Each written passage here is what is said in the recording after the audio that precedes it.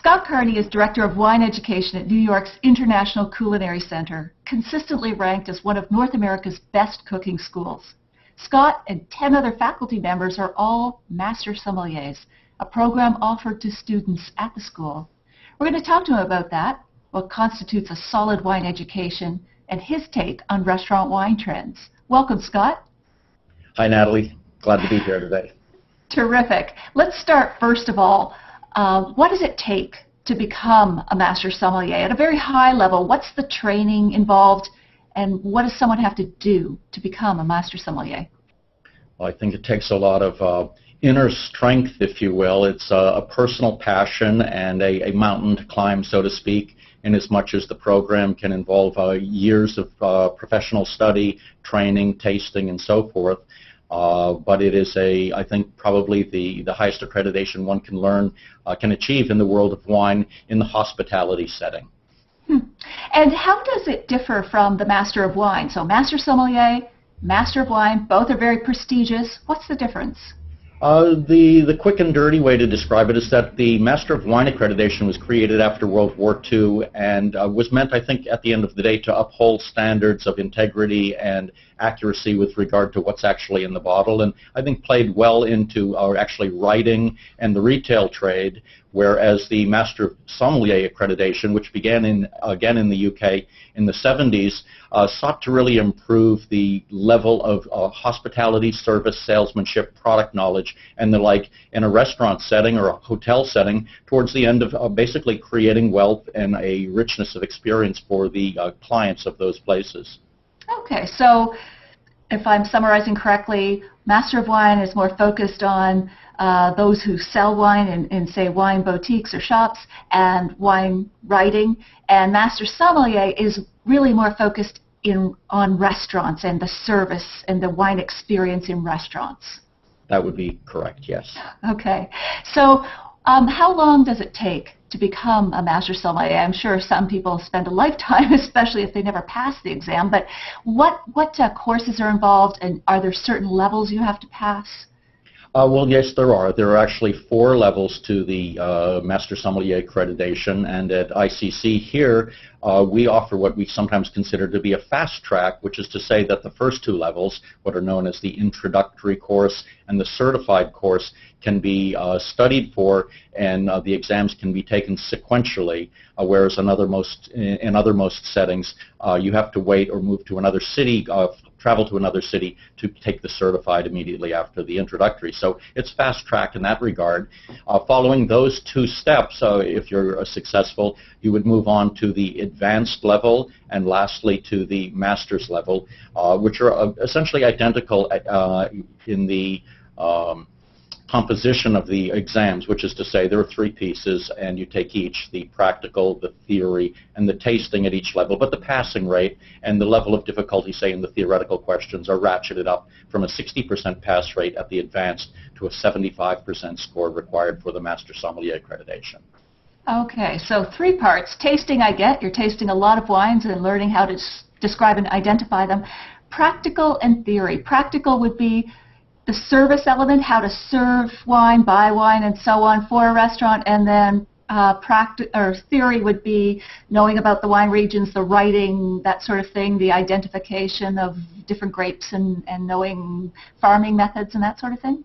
Exactly, and again, the laws, the various things that would help inform your thinking with regard to tasting, but also the types of questions that might need to be answered on a dining room floor to give confidence to the consumer that you know what you're talking about and that they might take your recommendation. Okay, absolutely. And so how do you think your approach at the International Culinary Center is different when it comes to teaching wine, say, from other places where you can learn about wine? Well, I guess our conceit is that having only Master Sommeliers teaching the courses, people who come from any of a number of various backgrounds and so forth, is what distinguishes our program from others.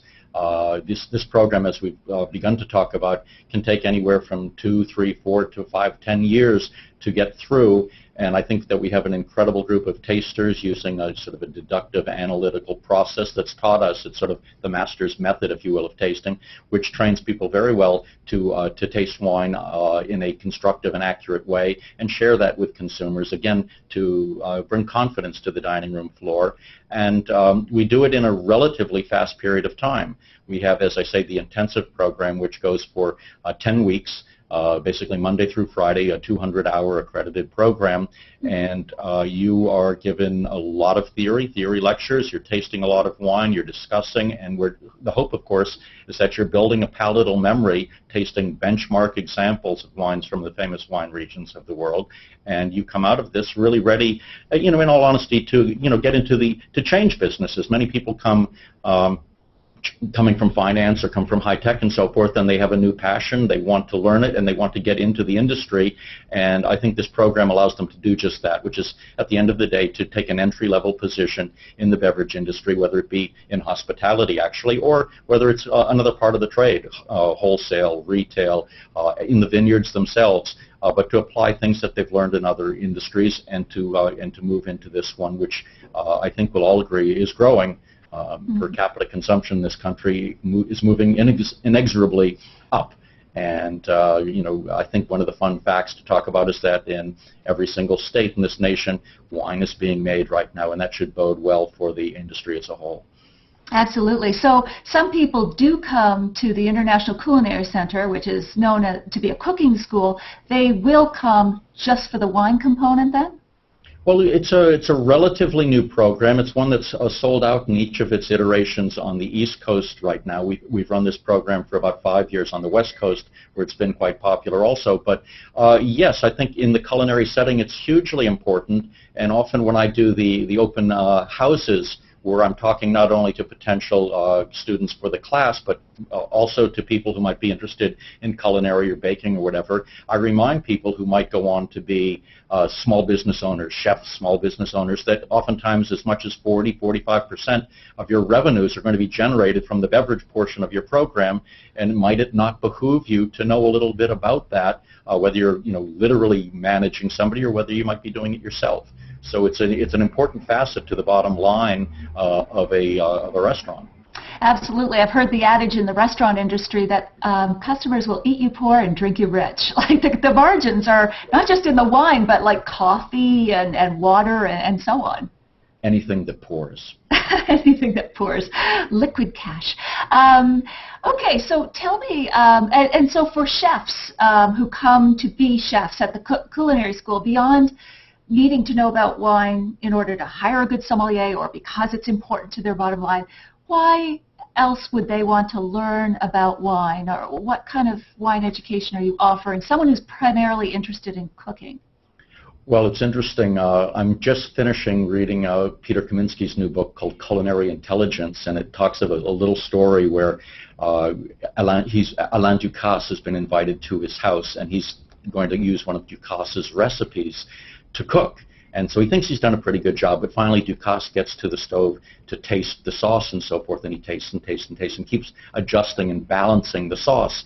And the idea really is that sauce is not soup. Sauce can only be understood and perfected in the context of the food with which it will be served. And I think wine is a little bit like that also, that wine is food at the end of the day, if you want, and it's meant to really bring out the best in the food, and much in the same way that the food will bring out the best in the wine. So the wine will often have an edge which will inform or be part of the food and the final experience that the guest gets. So I think it again makes sense for chefs to understand that and understand the way in which the wine might impact their food and leave the final impression. I love that story as a final impression for this first part of our talk, Scott. I would love to talk to you again, continue this discussion, delve more into your own personal experiences with wine. So I invite you back, and we'll talk again soon. That's lovely. Thank you so much. Okay, thanks, Scott.